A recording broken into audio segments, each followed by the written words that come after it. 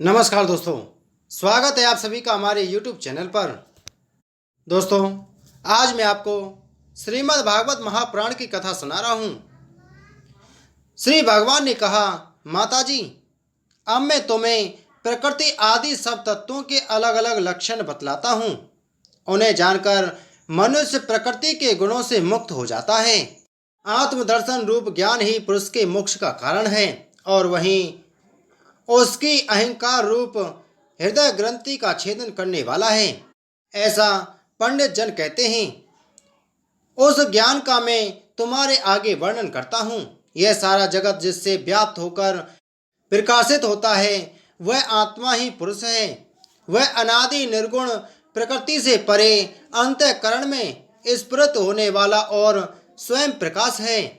उस सर्वव्यापक पुरुष ने अपने पास लीला विलास पूर्वक आई हुई अव्यक्त और त्रिगुणात्मिका वैष्णवी माया को स्वेच्छा से स्वीकार कर लिया। लीला परायण प्रकृति अपने सत्वादि गुणों द्वारा उन्हीं के अनुरूप प्रजा की सृष्टि करने लगी।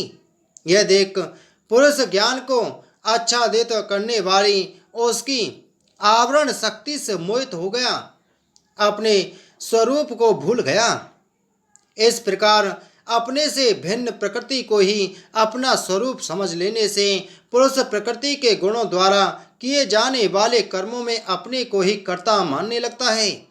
इस कृतत्वा विमान से ही अकर्ता स्वाधीन साक्षी और आनंद स्वरूप पुरुष को जन्म मृत्यु रूप बंधन एवं परतंत्रता की प्राप्ति होती है।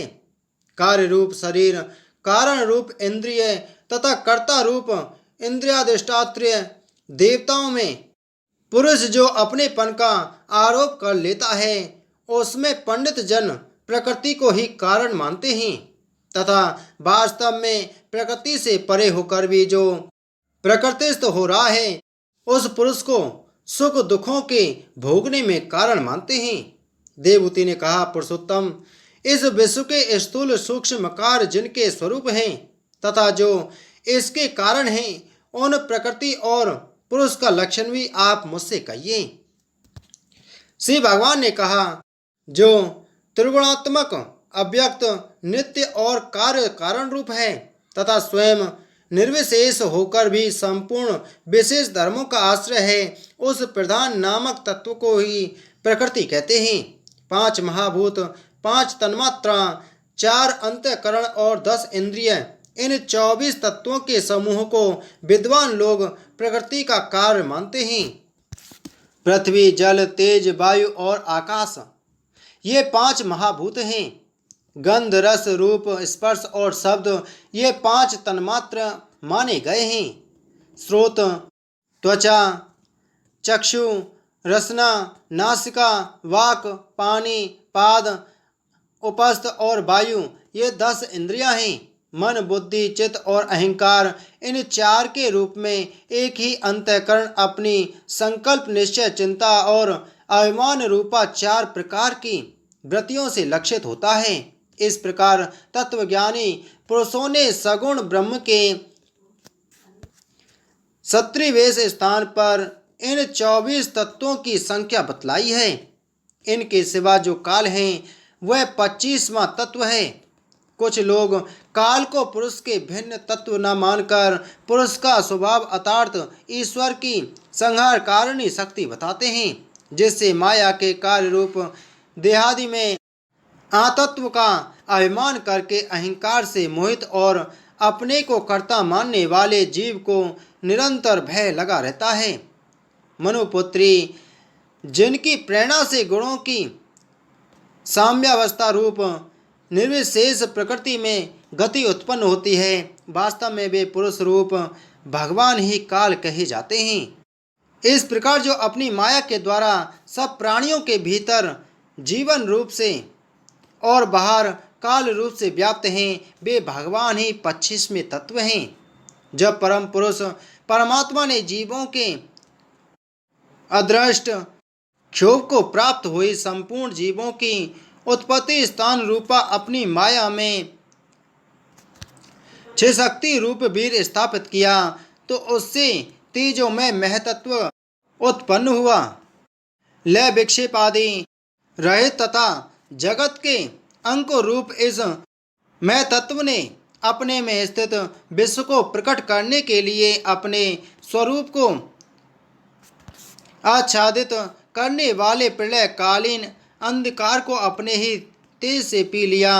जो सत्व गुण में स्वच्छ शांत और भगवान की उपलब्धि का स्थान रूप चित है, वही मैं तत्व है और उसी को वासुदेव कहते हैं।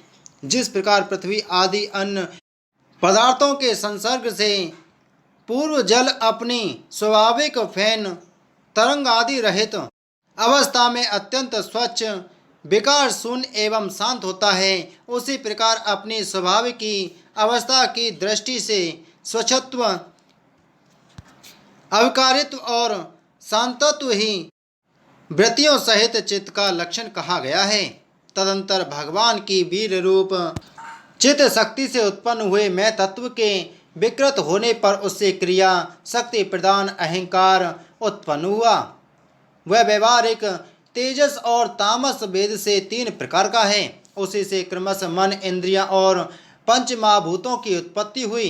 इस भूत इंद्रिय और मन रूप अहंकार को ही पंडित जन साक्षात संघर्षण नामक सहस्त्र सिर वाले अनंत देव कहते हैं।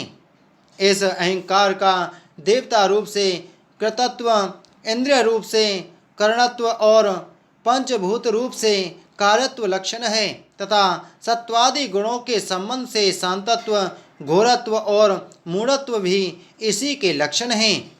उपर्युक्त 3 प्रकार के अहंकार में से वैकारिक अहंकार के विकृत होने पर उससे मन हुआ, जिसके संकल्प विकल्पों से कामनाओं की उत्पत्ति होती है। यह मन तत्व ही इंद्रियों के अधिष्ठात्रा अनिरुद्ध के नाम से प्रसिद्ध हैं। योगी जन सरत्वकालीन नील कमल के समान श्याम वर्ण वाले इन अनिरुद्ध जी की शने शने मन को वशीभूत करके आराधना करते हैं। साध्वी फिर तेजस अहंकार में विकार होने पर उससे बुद्धि तत्व उत्पन्न हुआ। वस्तु का स्फुरण रूप विज्ञान और इंद्रियों के व्यापार में सहायक होना, पदार्थों का विशेष ज्ञान करना, ये बुद्धि के कार्य हैं।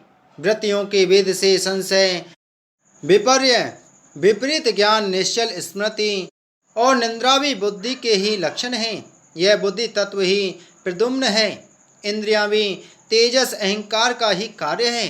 कर्म और ज्ञान के विभाग से उनके कर्मेंद्रिय और ज्ञानेंद्रिय 2 भेद हैं। इनमें कर्म प्राण की शक्ति है और ज्ञान बुद्धि की। भगवान की चेतन शक्ति की प्रेरणा से तमाम अहंकार के विकृत होने पर शब्द तन्मात्र का प्रादुर्भाव हुआ।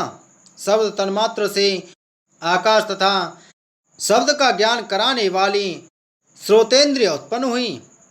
अर्थ का प्रकाशक होना, ओट में खड़े हुए वक्ता का भी ज्ञान करा देना और आकाश का सूक्ष्म रूप होना, विद्वानों के मन तम में यही शब्द के लक्षण हैं। भूतों को अवकाश देना, सबके बाहर भीतर वर्तमान रहना तथा प्राण इंद्रिय और मन का आश्रय होना, ये आकाश के प्रति कार्य रूप लक्षण हैं। फिर शब्द तन्मात्र के कार्य आकाश में काल गति से विकार होने पर स्पर्श मात्र हुआ और उससे वायु तथा स्पर्श का ग्रहण कराने वाली त्वगेंद्रिय त्वचा उत्पन्न हुई। कोमलता, कठोरता, शीतलता और उष्णता तथा वायु का सूक्ष्म रूप होना, ये स्पर्श के लक्षण हैं।